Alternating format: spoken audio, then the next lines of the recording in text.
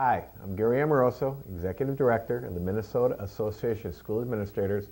Welcome to another edition of Take 5. I'd like to start off by providing an update regarding the week we've had at the Capitol. We had a very exciting event on Monday of this week when Education Minnesota, the Minnesota School Board Association, and MASA came together in a press conference to talk about our priorities for funding. This is the first time in an awful long time that the three organizations got together in a united fashion and provided their vision for the future of funding for public education. I spoke about the need to provide additional funding on the general education formula. We asked for a 5% increase in the formula, which is approximately $260 for the 2013-14 school year, and then the rate of increase would be tied to inflation moving forward. MSBA talked about the need to provide funding for the teacher evaluation program. This program is one that will be coming to all of your districts in July of 2014, and in order to have the components of the program implemented in a quality fashion, we need funding from the state. As was mentioned, the legislature in 2011 passed the legislation for teacher evaluation. We now need the 2013 legislature to fund it. The last area was support for all-day voluntary kindergarten.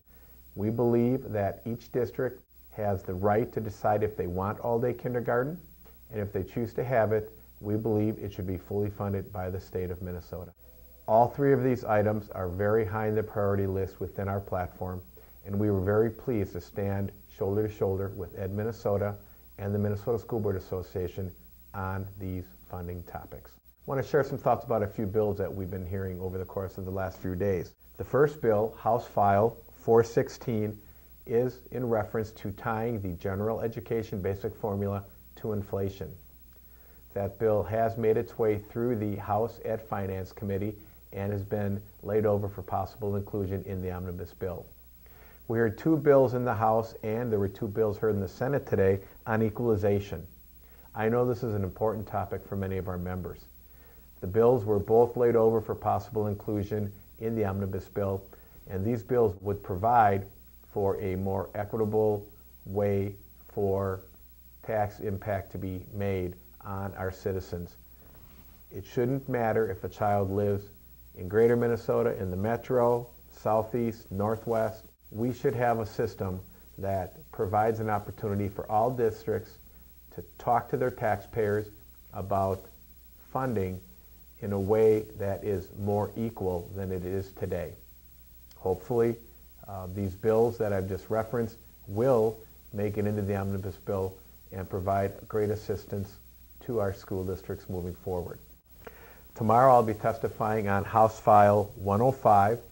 That bill does seek to provide voluntary full-day kindergarten to districts. The funding would be at full funding for the programs, and I know in talking with a number of the superintendents and others around the state, full funding would truly be an incentive to have districts consider the all-day opportunity.